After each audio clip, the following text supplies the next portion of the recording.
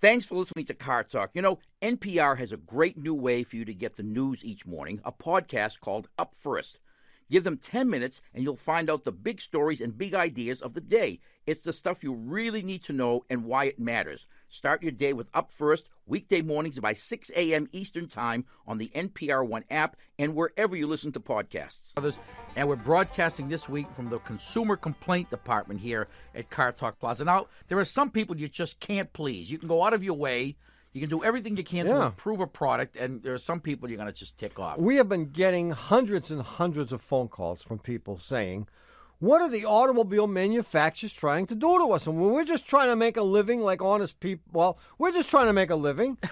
And what they're talking about is the fact that the automobile manufacturers have almost all agreed to produce cars in the future that have a release inside the trunk. And the people who've been calling us are all connected, with a certain kind. I don't know they all sound like the jabroni crime family. And they're saying, how's a guy supposed to make a living? You know what I mean? I throw a guy in the trunk, he's going to just hop right out again. What am I supposed to do? Now we have to tie him up. It's going to slow us down. And I suppose that's true. Here's a guy trying to make a living.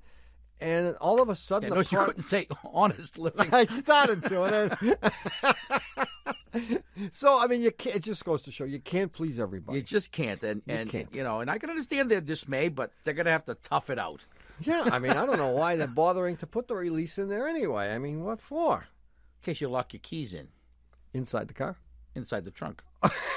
Then you're going to get in the trunk to open the trunk. Yeah, but if you get in, they find the keys and the trunk should close on you. Closes on you, then you can get out again. Yeah, if you can find the little thing you have to but pull. is it worth that to put people out of work? No, of course not. I think not. If you'd like to put us out of work, you can call 1-888-CAR-TALK. That's 888-227-8255. Hello, you're on Car Talk. I thought about 15 years ago that we would have answered all the questions that could ever possibly have been asked, and we'd have to stop doing the show. 15? I thought 19. 19. Well, I did too. Well, and it's interesting because the questions just keep on coming, and we keep giving different answers.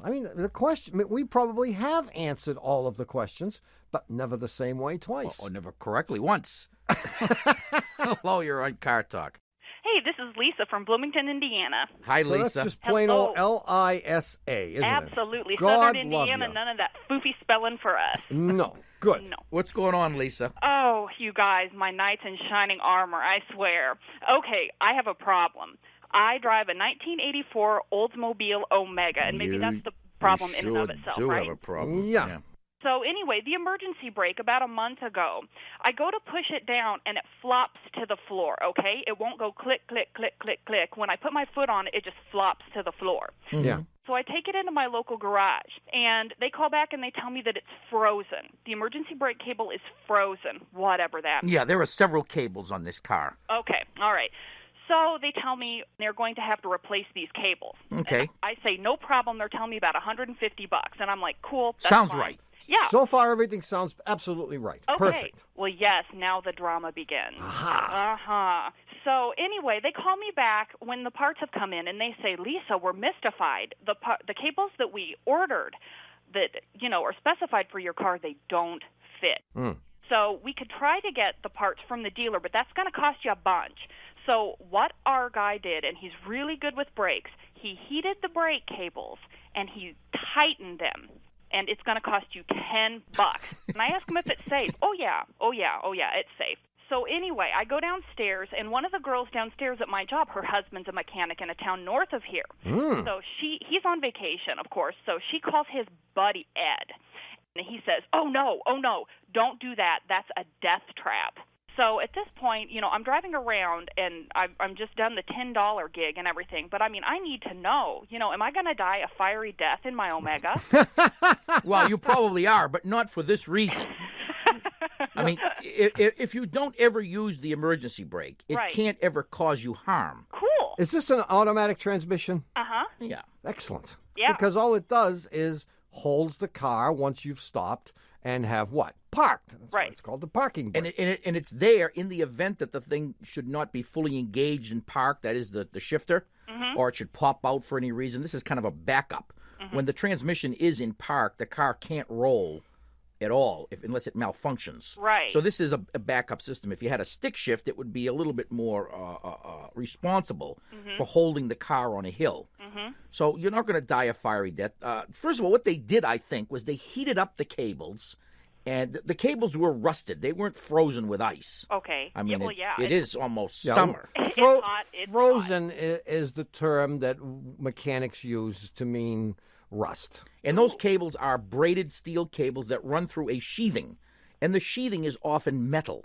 And what happens is the metal rusts, and as it does, it begins to build up, and it will grab the cable and prevent it from moving because the inside diameter of the sheathing gets smaller as the rust builds up. So what they did probably is they took the cables out, they heated them up, they soaked them in penetrating oil, and they freed them up and got them to move. They may be perfectly okay. So I wouldn't be too worried about it. Yeah, So you might- and also getting them from the dealership. I mean, we're not talking about $1,000 here. Yeah. So, I mean, if this really bothers you and you park on steep hills all the time, I would just go to the dealer and get the cables. Well, the and left do rear, it. the left rear evidently is no longer being manufactured, and that's probably the one that doesn't work anymore. What you can do alternatively is to travel around with a chalk block. You know, you know what that is? No. It's a hunk of wood that you use to chalk the wheel. Oh, yeah. Okay. The only thing is you have to remember to remove it before you take off. Well, you can attach it. I got it. To You a rope. attach it with a rope, and you keep it in the trunk. Oh, No, wow. you keep it in the front seat right next to you. You reel it in. So you get in the car, the No, rope. if you ever forget it and you drive away, you're always going to be driving up. Not necessarily. Yeah, that's not going to work. No, that's not. You need to tie it to a rope and tie it around the steering wheel. Well, see, you can't forget it if you're driving down because you have to go over a big bump. Right. Yeah. But if you're going the other way and it's behind the car, Blah, blah, blah, you'll blah, just drag it. Blah, blah, blah, blah, blah, blah. Yeah. I'd get a chalk block. You figure out how you don't lose it. Oh, well, no. Those are really common in southern Indiana. You'd be Oh, they amazed. are. Oh, yeah. There you go. You would be amazed. So, Lisa, No, I wouldn't. good luck to you because you have a really easy thing to worry about here. Oh, And I would stop worrying about it.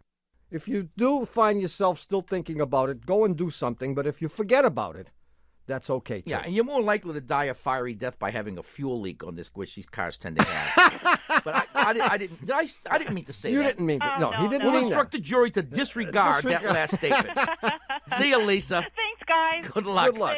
Thanks. Bye-bye. Would 84. that was the least of our Oh, problems. huh? mega. Oh, my God. 1-888-CAR-TALK. That's 888-227-8255. Hello, you're on Car Talk. Hi, guys. This is Bruce in Danbury, Connecticut. Bruce, Hey, Bruce. what's shaking? Well, here's what I got. I got an Acura SLX, and I've had a problem that I'll bet you guys never heard of.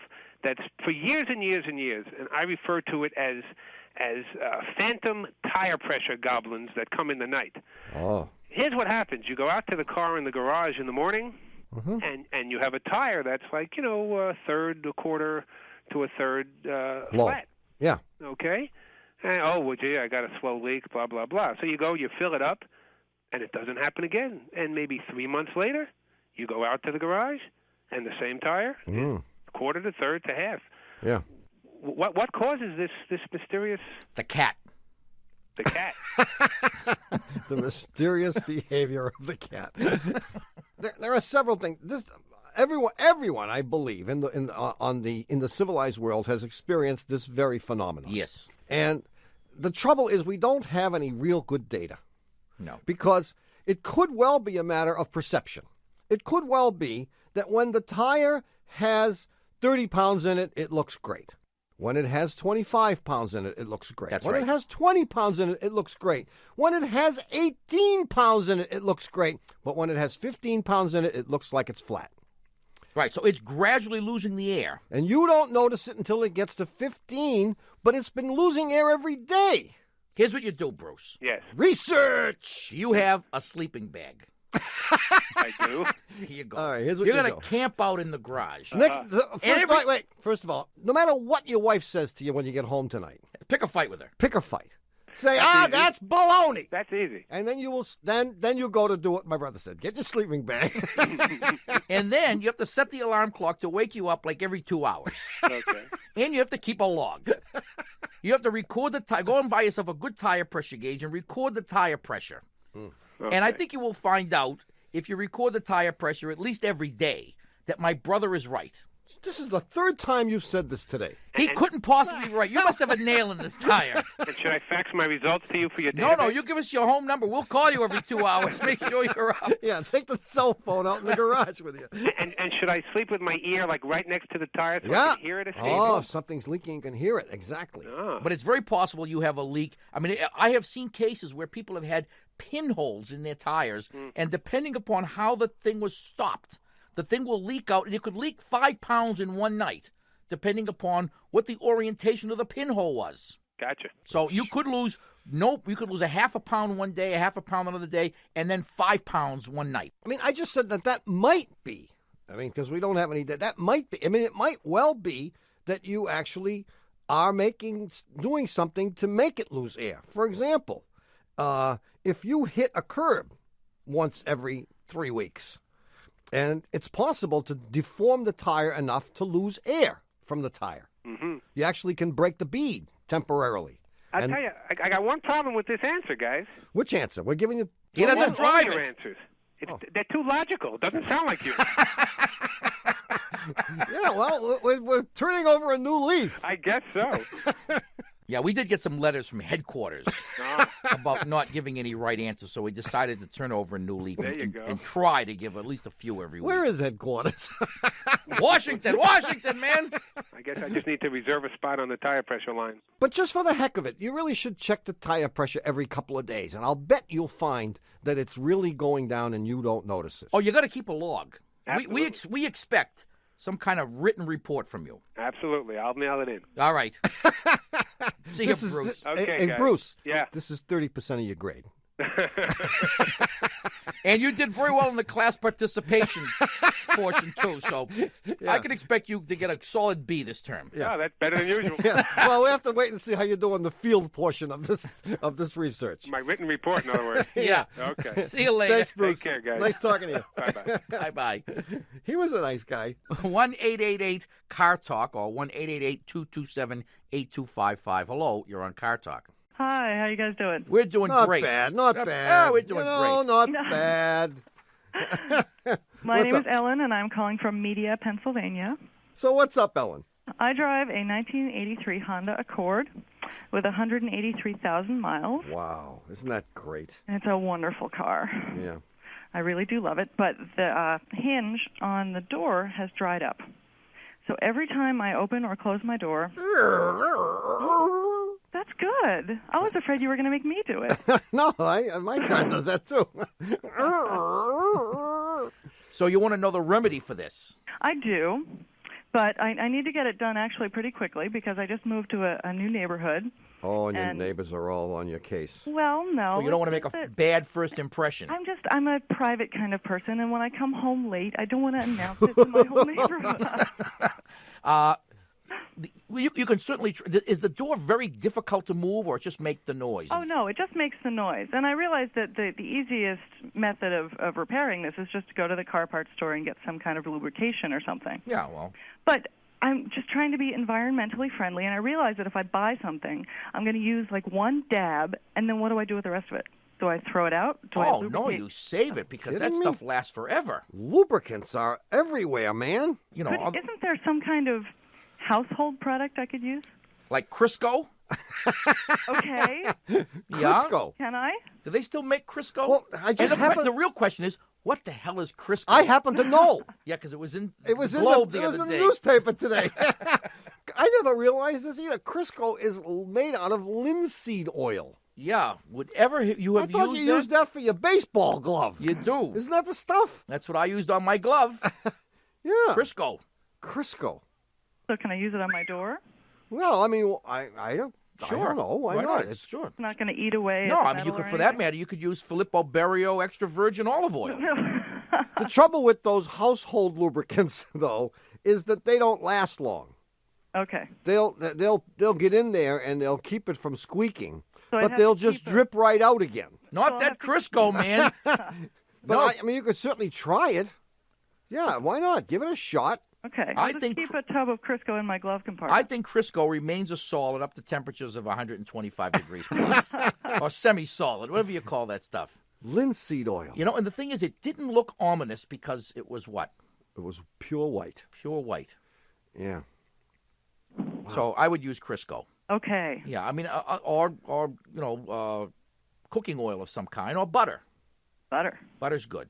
Butter's And just fattening. apply it to the hinge and to the stop and all the pieces. I mean, you'll be able to figure out in 2 seconds as you work the door back and forth what in fact is making the noise, and you just slather this stuff on there until the noise goes away. Sounds great. Good luck, Ellen. Great. See ya. Thanks. Thank you. Bye. Bye, Ellen. Okay, Tommy, look, it's time to help you. I like this, actually. Instead Yeah. of just embarrassing you every week, I'm helping you to remember last week's puzzler. Go ahead. You ready? I'm feeling lucky. Okay. Go ahead. Do it. Here are your fill-in-the-blank hints. Ready? Oh, You geez. ready? You I'm- ready? Yes. On last year's tax return, you reported that your net worth was blank. 0. I said net worth, not self-worth. I was looking for $1,000. Oh, all right. I had a good year. Well, here's the second hint. When someone hit the numbers right, Uncle Nunzio would slip him a what? Mickey. Well, sometimes what I was looking for, envelope. Oh. Because the puzzler was about $1,000 and 10 envelopes. Oh. Or envelopes. I What's the right pronunciation of that word? I think envelopes is right. Envelopes is a little bit pretentious, don't you think? Envelope, yes. I like envelope. Right. It's basic. Right. I was enveloped by smoke. Enveloped by smoke. Hear us say it. This is NPR. We'd like to thank our sponsor, Tire Rack. Now, if you're like me and you own a car, you've probably done something dumb to it. Like the time I ran out of oil and used a quart of Filippo Berio extra virgin olive oil as a substitute. Well, Tire Rack makes it easy to be smart when it comes to your tires. At TireRack.com, you can look up the correct tires for your car and pick the best ones based on ratings and reviews. Plus, your new tires can be delivered in as little as 1 business day to a recommended local installer. So even if you forget to release the parking brake or send your brother's 65 AMC Ambassador to the crusher, you can still redeem yourself by getting the right tires. TireRack.com. Find, deliver, install smarter. Hi, we're back. You're listening to Car Talk with us, Click and Clack, the Tappert Brothers, and we're here to talk about cars, car repair, and the answer to last week's puzzler. I guess you'd have to call this a mathematical puzzler. And the one thing I liked about it is that it was brief. It was brief, and it left little room for obfuscation, and it didn't need any obfuscation. All right, here it is. Go ahead. I gave Tommy 1,000 $1 bills, and his assignment was, first, to come up with 10 envelopes. Yeah. And once he did that, he had to figure out a way to put various numbers of dollar bills in those 10 envelopes, so that no matter what amount of money I asked him for, he could hand me some combination of envelopes and always be sure of giving me the exact right amount. The question is, how did he do it? That's the question. I thought the question was, what was going on in your mind that you gave me $1,001 bills? And I could have given a hint last week and said one of the envelopes has $489 in it. Oh, Could have given that hint. really? Well, yeah. And the other envelopes, the other 9, have $1, I like that. $2, Yeah. $4, Mm-hmm. $8, $16, $16. 32, 64, 128, and the 9th envelope has 256. Now, if you add those up, 256, 128, 64, 32, you come up with 511. Because in base 2, the next number would be 512. would be 512. Yeah. Okay, or 2 to the 10th would be 512. But he couldn't put 512 because you don't have it to put in there. No. So you can put 489. So you can get any possible number between 1 and 511 by using the first 9 envelopes. And then anything beyond 511 up to 1,000 using 489 plus 1 gives you 490. 489 plus 2 gives you 491. Man. Pretty good, huh? Wow. Give him my $1,000 back. It was only on loan. Well, give me my envelopes back. A further demonstration of the power Of two. Phew, man. You can't do it unless the number is 2. There you go. See? The power of 2. Right? They'll never let you. They just won't leave you alone, you know? No. I'm almost feeling sorry now. I'm going to have to stick up for my little brother. Lay off the guy. Jeez, I know, Jeez. relentless. I'm telling and it's you. everybody, too. God. I told him to do it. And we have a winner. The winner is Betty Benson from Houston, Texas. And for having her answer selected at random from the wastebasket full of correct answers that we did get, Betty's going to get a $25 gift certificate to the Shameless Commerce Division. And with that $25 gift certificate, Betty can get 1.392756660167 of a Car Talk T-shirt. There's one of these in the Smithsonian, you know. There is? Yeah, Smithsonian Transmission Rebuilders on Lansdowne. Good luck, Betty. Congratulations. Anyway, we'll have a new puzzler coming up in the third half of today's show. That power of 2 again. So stay tuned for that. In the meantime, our number is 1-888-CAR-TALK. That's 888-227-8255. Hello, you're on Car Talk. Hello, fellas. This is Reed from St. Paul. I'm calling about my Volkswagen Corrado. Jeez, I don't think I haven't seen a Corrado. They only made that for 3 months. 3 weeks. 3 weeks, I think. And they said, do we really want to make this car? It's a great car. I don't see why they didn't keep making it. Yeah, I guess they couldn't sell them. But you can tell us what your problem is. Okay, my problem is I bought the car about a year ago, and I noticed this right away.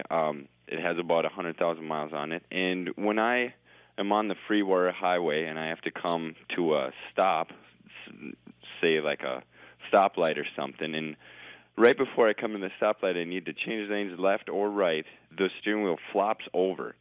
And it'll literally flop over till the steering wheel can't go anymore, but the wheels are still going straight.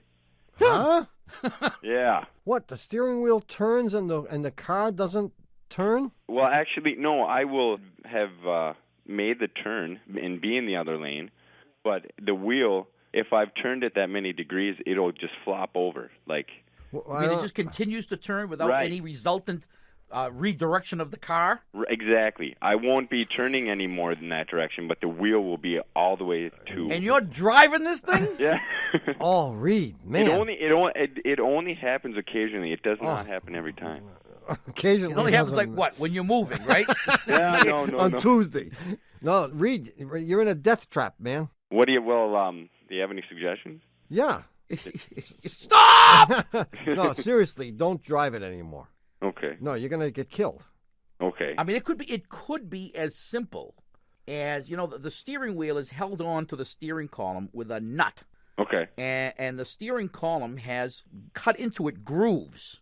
And the grooves in that shaft are supposed to mate up with grooves in the steering wheel itself. Okay. And in fact, that shaft is tapered so that as you screw that nut down and tighten the wheel, those grooves are swaged together. Okay. But yours have become unswaged, I think. Okay. Yeah, so that the steering wheel is really not connected to the mechanism that makes the wheels turn. It's only partially connected. Well, it may be, and you may feel. Do you feel like the wheel is loose even under other circumstances? No, not necessarily. All right, then we'll go to Plan 2. Plan 2 is a lot more expensive. Plan 2 is that at the other end of the steering column, Yes.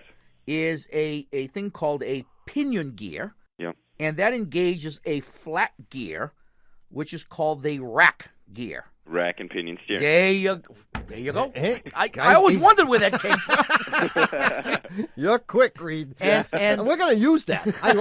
It's got a ring to it, doesn't it? Rack and pinion. I love Yeah, it. we should. It's kind of catchy. Yeah. And you may have Inquisition sounding. like some fighters a few teeth missing. Oh, okay. Yeah. So that See, that's what I think it is. I think you may have a tooth or two missing on the rack. All right. But it That's only what happens I when think. you change lanes to the left. No, either direction. Either direction. Then you got Well, probably. it could be the teeth. you may not even have teeth missing. It may be that you have worn bushings at the end. Okay. But you must have like 165,000 miles. He's got 100,000. Will you pay attention? He just told us he's got 100,000 miles on the car. I wanted to give him a chance to change his story. Was the odometer broken for any period of time? He doesn't know. He's only had the car for a year. Was the onset of this sudden? Um, And what were the first 2 words out of your mouth the first time it happened? Yes, it was right away. That's pretty sudden. It was once it was sudden. And what were those first 2 words that you uttered the first No, time? no, this is a family show. I was just curious. No, you got to have this looked at immediately, Reed. I mean, Okay. I honestly, if it were my car, how far away from the mechanic do you live? Only about 5 minutes. Then maybe you can take a chance, but don't go anywhere, really, All right. Yeah, because I mean, it's the sort of thing that could make the steering just stop working completely, and you'd kill somebody, and you'd be really and it could sad be Reed. to do that. And under no circumstances except this answer, we can't see anything wrong with it. Okay. Yeah, because there's definitely something wrong with it. All right. Good luck, Reed. All right, thanks. Thanks for your call. Bye. 1-888. My wife says to me, am I going to get in trouble again? No matter what's wrong with the car, I say, just drive it. So it's not, don't worry about it. This guy is saying the same thing. Well, it's hard to steering? assess. Well, Steering? I don't think it's that easy. I mean, we live in a complex world. Yes, we do. We do. I mean, back in the old days, if a wheel fell off your wagon, you knew that you weren't going anyplace. But I think it's too much to expect the average person to know when something is dangerous, when it isn't. I mean, I've seen in the shop, we've seen a combined 50 years of this, where people come in with all kinds of things wrong with their cars that could have killed them. Remember that guy who came in one day with an old Chevy? In fact, he had the leather done in the dashboard. It was a 56 Chevy. Oh, I remember it. His name was Texera. Yeah, we were lusting after that car. Lusting after that car. Trying to figure out a way to get it away from him. And he had just driven, from California. And he said, gee, for the last, 500 miles, it's been vibrating like crazy. And there's this funny noise. It sounds like marbles rolling around in a coffee can. Man. And 4 of his 5 lug nuts on one wheel had come off, and they were inside the hubcap. And the wheel was a couple of threads from falling off. He just kept driving. See, you don't know. You don't know. 1-888-CAR-TALK. That's 888-227-8255. You don't know when you're going to crash your computer, do you? See, if you knew, you wouldn't. See, exactly. Hello, you're on Car Talk. If I knew how much damage a little spilled coffee could do to a laptop, you'd think that thing could take a little joke. You'd think so. You spill a little cappuccino in that baby, and it's fried, man. It's fried. The guy calls me up and he says, were you drinking coffee when this happened? And I innocently say, well, $500. Hello, you're on Car Talk. Hi, guys. This is Amy calling from California. Amy, where in California? North, south, middle, upper north, up the peninsula, where? I'm in San Francisco. All right. Lower Northern California. Yeah, lower north. Middle northern. Middle. Yeah. Yeah, what's up? I love your show, and word on the street is you guys can fix anything. Yeah, except the broken heart, Amy. Well, I don't have one of those. Great. But I do have a motorcycle that I have a question about. Oh, jeez. Okay. Okay, this is going to be another one of those. We have never seen a motorcycle. We have never worked on a motorcycle. We vaguely vaguely know what a motorcycle is. It's got fewer wheels. I'm quick to remind you how well we did on the cattle car electric brakes. Let's not forget So, that. Amy, you should be We encouraged didn't by know that. what a cattle car was, and we didn't know what electric brakes were, and yet we were able to help that gentleman. Okay. I have a Kawasaki Ninja EX250, and the problem is the way my bike idles. Oh, that's the Nesta motorcycle. I thought you had some rare disease. EX250, huh? EX250. And what happens is I have to turn the choke on all the way just to start the bike, even in cold and warm weather. Well, it's carbureted, right? Yeah. But the problem is I have to keep the choke on for at least 10 minutes. while I'm riding the bike. And even after that, when I turn the choke off, even after I've been riding it for about 20, 25 minutes with the choke off, the bike will die when I get to a stop. Of course. But sometimes randomly, it will idle super high with the choke off after about 20 minutes of riding. So it's erratic in its idling. Mm-hmm. You know, for instance, I'll ride it for, like, this morning I rode it to work. I spent about 15 minutes on the freeway and about 10 minutes on side streets. When I got close to work, the first light I got to, it died. I have to keep revving the engine with the throttle. Which makes everyone next to you think you want to drag race them. So then the next light I got to, it was idling at about 6,000 RPM, which is pretty high. Well, that's interesting. It's a conundrum. Well, I thought it was a Kawasaki. Well, it's interesting because the fact that it wants to be choked would suggest that it's not getting enough fuel. Or that you have a vacuum leak. Yeah. Mm-hmm. And then if it revs up to 6,000 RPM, that would suggest you're getting too much fuel. Or you have a stuck throttle. Or a stuck throttle. Mm-hmm. I don't think a vacuum leak is likely to cause a 6,000 RPM I can't idle. make it do that. No. I've struggled with it for all the time that she was talking. Yeah. Well, you have two questions, and if we're lucky, we'll be able to answer one of them. Okay. You know, this has like two wheels. Is that right?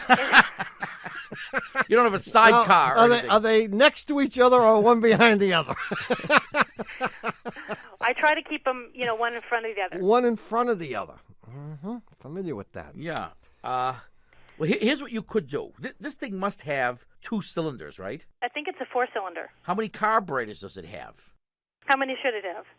How many would you like it to have? Could have 1, 2, or 4. Pick a number. I think it might have 1 or 2. You want her to say 2, don't you? I think it has 1. Gosh, I should know, huh? I think 1 makes the answer harder, don't you? I don't know why I care. Well, you're just making small talk. Here's what I think you want to do. Okay. You want to strip off all the extraneous stuff like the air cleaner and all that, so you can actually see the carburetors if you have more than one. Okay. And then I think you're interested in fixing this yourself. Possibly, if I can, yeah. Well, you may at that point figure out something like the carburetor is falling off. If the carburetor or carburetors or the intake manifold, I don't know how that thing works, were falling off, then it could cause exactly the condition that you have. So that's what I would look at. Okay. And are you going to address the 6,000 RPM issue? I wasn't planning to, actually. So that's probably a separate problem. Yeah, I think so. That probably has more to do with color than anything. Is it a red one? It's black. Oh, the black ninja. Come on. Ninja. It does have a red stripe, though. Yeah. Red stripe. But I can't. I can't reconcile the two. I can't either. It must be. No, you can reconcile. It's 2 separate problems. However, if the carburetor were falling off, it could account for both if problems. it were falling off, then anything could happen, and that would definitely account for a purely erratic, crazy. Because who knows? You come to a stop sometimes, and the carburetor might just sit right down where it belongs. Sometimes it does that. That's my story, and I'm sticking with it, and I don't care. I like it. I like the carburetor is falling off. Yeah. Okay. And that's good because it's relatively easy to notice. Right. And it's simple to fix. And Amy, you are a prime candidate for Stump the Chumps. Yeah. Because they're always looking to Berman is always looking to embarrass us. I'll do my best. Well, thanks for your call, Amy. Thanks a lot, guys. Glad we could be of assistance. See you later. Thanks a lot. No Bye-bye. question is too big or too small. Hey, we've been in this cramped little studio for going on like 40 minutes now. Yeah. Huh? And you know what you need to do before the new puzzler? What, a nap? No, it's just the opposite. Some fresh air. You need to go outside, walk around the block, get some air, man. You want me to get you a coffee, too? Cream, no sugar. Hurry up. We only got a minute. We'll be back with the new puzzler in just a minute. So are you ready to go down to the beach or up to the moon? There's a little cafe, Hey, are you free for this afternoon? Or we could hop in the car and ride on to some place we've never been before. Doesn't matter where or how or when.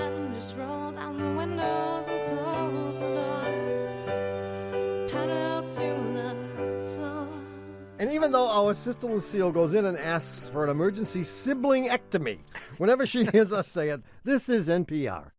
Hi, this is Terry Gross, the host of Fresh Air. This month marks Fresh Air's 30th anniversary as a daily NPR interview program. That means our show is older than two of the people who work on it. So, how are we celebrating? By doing more shows. You can find our podcast on the NPR One app or wherever you get your podcasts. Thanks for listening. Ha! We're back. Ooh, You're listening to wake me up. You're listening to Car Talk with us, Click and Clack, the Tappert Brothers, and we're here to discuss cars, car repair, and of course the new Puzzler. Yes. And I don't know who sent this in because the author listed himself or herself as anonymous donor. Anonymous donor. Yeah, didn't want his or her name associated with the Puzzler in any way, shape, or form. Oh, I thought it was going to be from obfuscation. Go ahead, man. Well, there's this unusual little bar in some unusual little corner, and in this bar you can get a free beer if you know the secret code. The secret code works like this: the bartender, you sit down at the bar, the bartender tells you a number, and you tell him another number. If it's right, you get a free beer. For example, a customer goes up to the bar, and the barkeeper says 6. The customer says 3, and he gets his free beer. The second fellow goes up to the bar, and the barkeeper says 12. The customer says 6. He gets his free beer. Yeah. You with me? Yeah.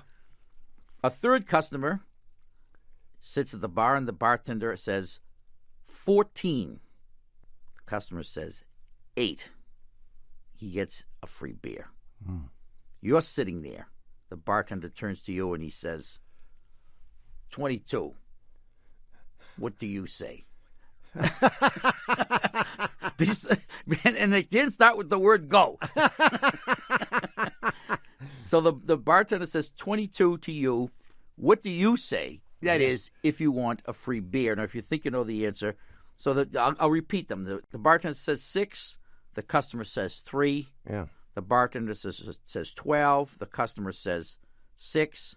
The bartender says 14. The customer says, unfortunately, 8. You were hoping for 7. I was. Yeah. And then the bartender says 22. I believe that's what he said. And you say Something. squat. Now, if you know the answer, write it on the back of a $26 bill and send it to Puzzler Tower, Car Talk Plaza, Box 3500, Harvard Square, Cambridge. Our fair city. Matt 02238. Or you can email us your answer from cartalk.com. Right now, if you have a question for us, give us a call. The number is 888-CAR-TALK. That's 888-227-8255. Hello, you're on Car Talk. This is Ann Lanzera. Hi, Ann. No last names, please. Where are you from, Ann? Lanzera, huh? Lanzera. Lasagna, if you forget. Yeah, and lasagna. Where are you from? Roanoke, Virginia. Roanoke. Oh, yeah. Lanzera. That's a good name. Well, you're from down south of Italy, right? Roanoke. Roanoke. Yeah. What's up, Ann? Listen, I really need your help. Well, that's too bad. Called it a bad time. We're batting about 1,000 today. Oh, good. In the wrong direction. Oh, bad. But things can change. You might be our good luck charm. Oh, I hope so. Listen, I've got this '79 Jeep Wagoneer. Okay, we're in the twilight zone again. We're in no man's land now. Wagoneer. You know what I'm talking about now. Not one of these little ones. Oh, we know. Are you kidding me? Of course. The big thing. The Starship Enterprise, the mothership. So you're stuck with the '79 Wagoneer, obviously. Well, my husband is stuck with it. I love it. I want it to live forever, kind of like Tommy's Dartra. Yeah. But I've got this 4-year-old son who's not cooperating with me. Uh-huh. My problem involves both of them. Yeah. The Jeep burns some oil, and sometimes smoke leaks into the passenger compartment. Oh. And it kind of worried me because I carry these small children around everywhere. And your wimpy little 4-year-old kid can't take it? Well, the 4-year-old does, but the 1.5-year-old looks like she's going to throw up. So I found this stuff. It was called Ring Seal. It looks like 1,000-weight oil. Yeah. And I thought it might improve the situation. Yeah. And? So my son and I are out on the driveway doing the auto maintenance thing. Yeah. We're checking the fluids. We're adding the coolant. And I thought I was being a good, responsible parent. I put the cap on the coolant, And you guys have said in the past that, animals and small children are attracted to this stuff because it smells and tastes, looks sweet. Right. So I carried the coolant back into my garage, and I placed it up high on the shelf. Inadvertently, I left the ring seal on the engine of the Wagoneer. When I returned from putting the coolant away, my 4-year-old said, "Mom, I helped you." He looked so happy, knowing that this is the kind of help I usually don't need. He poured it into the radiator. Well, yeah, I kind of screamed at him like, "How?" And I'm not really sure if I understand his explanation. He put the ring seal in the power steering fluid reservoir. Good for him. Maybe he put it in the automatic transmission, but I think he put it in the power steering fluid. Yeah, no, he didn't put it in the transmission. That's too hard to do. So anyway, he must have climbed up on the fender to do this, because like I said, I put it in the back, and I didn't know what to do. I love this vehicle. Now, what a little guy. This is how my brother and I got started, actually. Yeah, I help you, Mommy. I help you, Mommy. Yeah. Words to strike fear into any mother's heart. I help you, Mommy. Now, my husband refers to this vehicle as the junk, except when it snows, and then he's the first one out the door to get it. Sure. But he never wants to spend more than $50 on a repair bill, and he wants a new 4-wheel drive. Well, how much of this automatic ring seal stuff did he... He used most of the bottle. Most of the bottle? Yeah. Well, that wouldn't have fit in the power steering reservoir. Well, it probably didn't. When I checked it, it looked pretty overfull.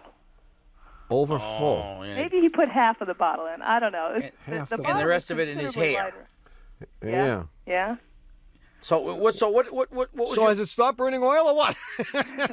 I haven't run it since then. I just haven't? put it in park and left it alone. But I don't want to tell my husband about this because he'll say, "Let's get rid of the car." I don't want to get rid of the car. I want to repair it. I want you guys. So you haven't even started it up since then?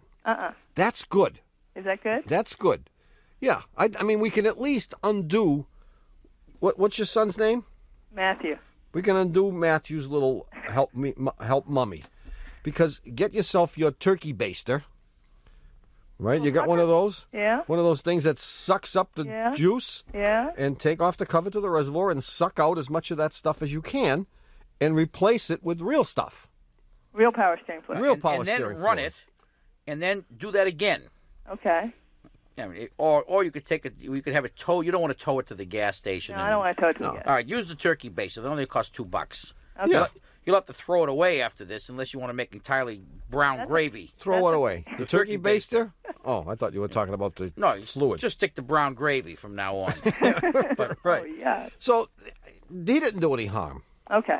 But when you do get this stuff out and buy another bottle and put it in the crankcase where it belongs, it's very unlikely that it's going to help. Really? Oh. Yeah, you know what you need? You need the pellets.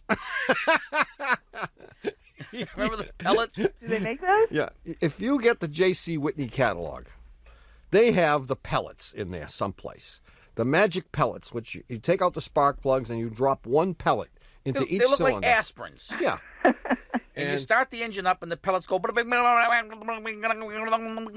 then disappear. And they magically coat the inside of the engine. Magically. Magically. No, magically. So the magic of chemistry. They managed to plate. They managed to magically plate the cylinder walls and make the diameter of the cylinders smaller to accommodate those worn-out, sloppy piston rings that are causing oil consumption. Ah. Well, did you say that they do this, or they allegedly? Well, we know they do it, except it doesn't last too long. How long? About an hour. Oh.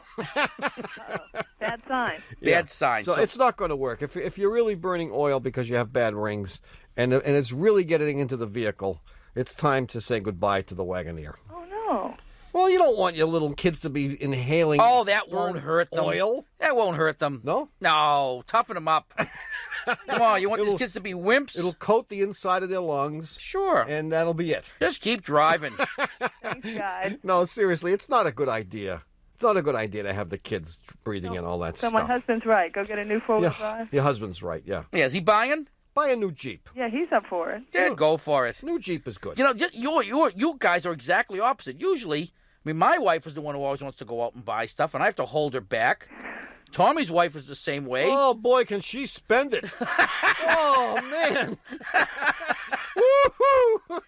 I don't spend a His nickel. wife spends so much money, he's almost had to get a job. So things are rough around here. Yeah, no, go out and buy a new Jeep. You know anybody who wants to buy a 79 Wagoneer? No one. Oh. See you later, Ann. Good Thanks, luck. guys. Bye-bye. Bye-bye. 1-888-CAR Talk or 1-888-227-8255. Hello, you're on Car Talk. Hi, this is Steve. How you doing? How you Steve, doing? Where are what's you up? from, Steve? Well, I'm from New York City. What a place, huh? Sounds so nice, they've named it twice. The Rotten Apple. That's what it is. What's up? Well, I guess I'm having a philosophical problem here, and that is, when do you end a love affair with a money pit? Yeah.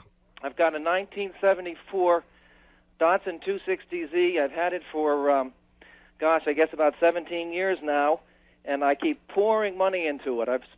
You wouldn't believe how much money I've poured into this car in the last few years. Yeah. And What instrument do you play? I was driving in the New Jersey Turnpike, and the engine just exploded. And I've been talking to some mechanics, and they tell me to get the thing repaired. It will cost me about $4,000 if I try to fix it, and about $1,500 if I try to replace the motor. And I'm in a quandary. Where is Quandary? Just outside of New York City. It's near Rye, I think. What instrument do you play, Steve? I'm sorry? You sound like a musician. Oh, well, the piano. Piano. Wait, how did you know that? Yeah, how did you know that?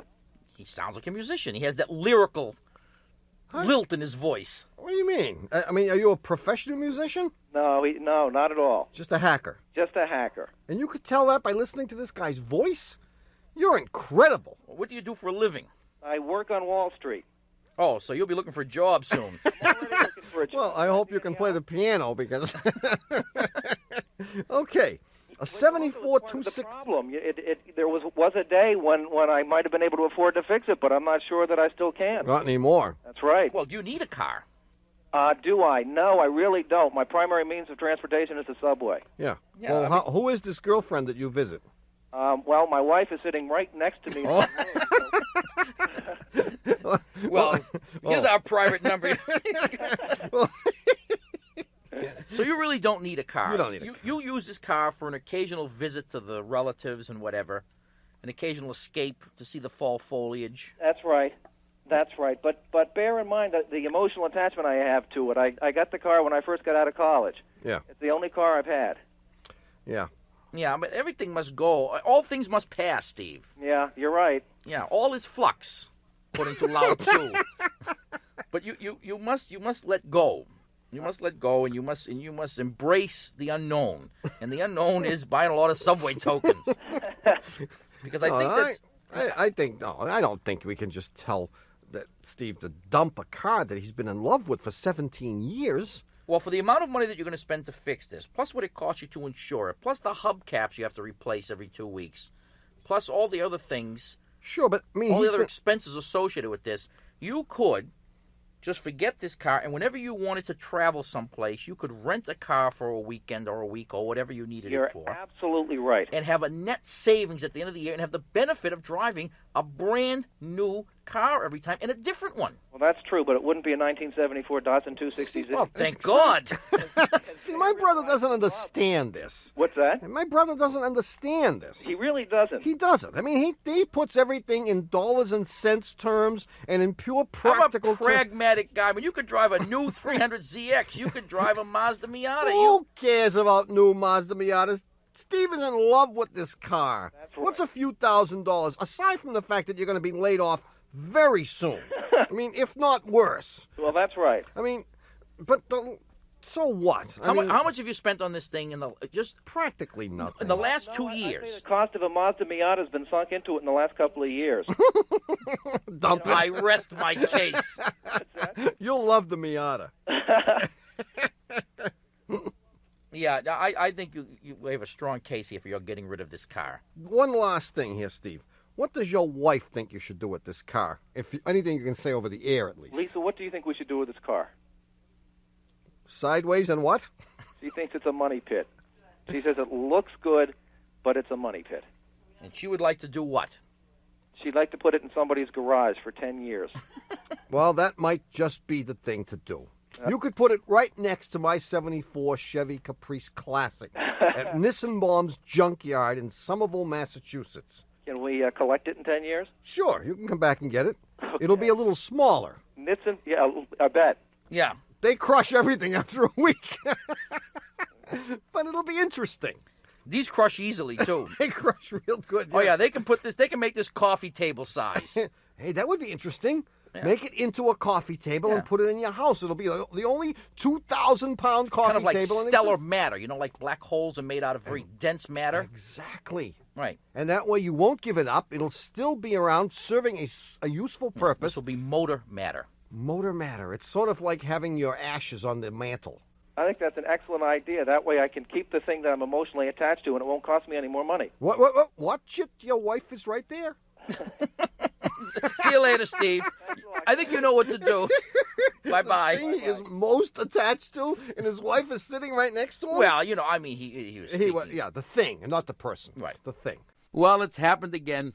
You've wasted another perfectly good hour listening to Car Talk. Our esteemed producer is Doug the Subway Fugitive, not a slave to fashion, Bongo Boy Berman. Our associate producers are David the Calves of Belleville Green and Catherine Frau Blucher Fenolosa. Our Blackie is Doug the Old Gray Mare, assisted by Connie Britchford. Our theme music is by David Dog Grisman, and our technical, spiritual, and menu advisor, just back from the Tuvalu beef stew, homebrew, cordon bleu, and cheese fondue ballyhoo, is John Bugsy Lawler. And they see him right here. He's hanging his head in shame.